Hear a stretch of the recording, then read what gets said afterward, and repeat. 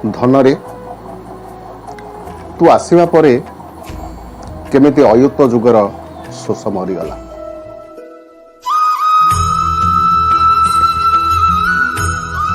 ଜୟ ଜଗନ୍ନାଥ।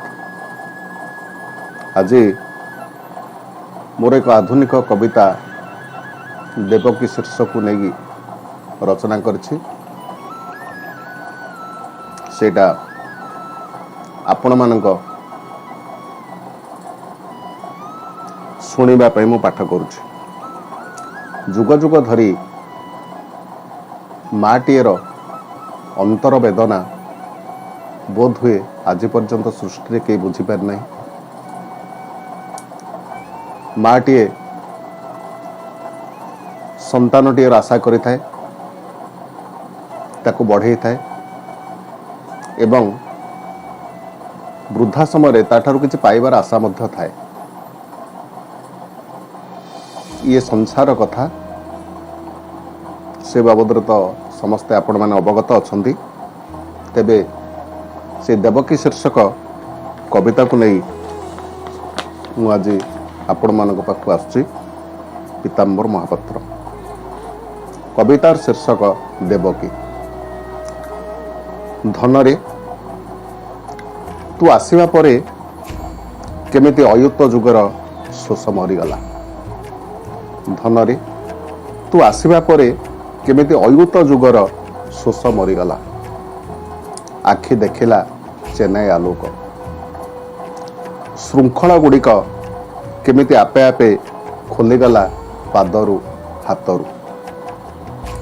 କାରାକକ୍ଷର ବନ୍ଦ ଦରଜା ଗୁଡ଼ିକ ଆପେ ଆପେ ଖୋଲି ଯାଉଥିଲେ।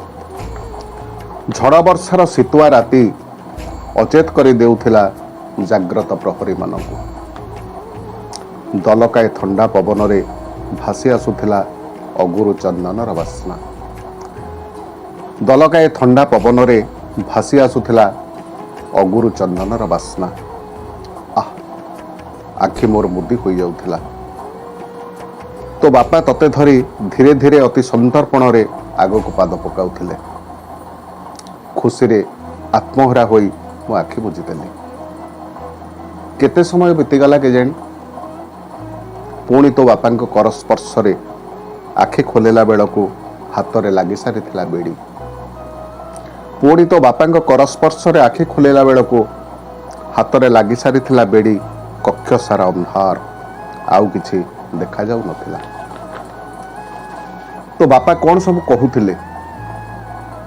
କିଏ ଜଣେ ଛତା ଟେକି ଦେଇଥିଲା ତୋ ଉପରେ। ଉଛୁଳୁଥିବା ଯମୁନା ନଦୀ ବାଟ ଛାଡ଼ି ଯାଇଥିଲା ପାଣିକୁ ଦୁଇ ଭାଗ କରି। ଆଉ କିଛି ଶୁଭୁ ନଥିଲା। ଏକ ଅଜଣା ଭୟରେ ମୁଁ ପୁଣି ଶିହରି ଉଠୁଥିଲି। ପୁଣି ଆଖି ବୁଜିଦେଲି। ତୋ ମୁହଁଟି ମୋତେ ଦେଖାଯାଉଥିଲା। ଡରଟି ହସ ତୋର କହୁଥିଲା, ଆଉ ଅଳ୍ପ ସମୟ ଅପେକ୍ଷା କର ମା, ଝଡ଼ ଥମିଯିବ। କାଳ ରାତି ଦୂରେଇ ଯିବ ଖୁବ୍ ଶୀଘ୍ର। କାଳ ରାତି ଦୂରେଇ ଯିବ ଖୁବ୍ ଶୀଘ୍ର।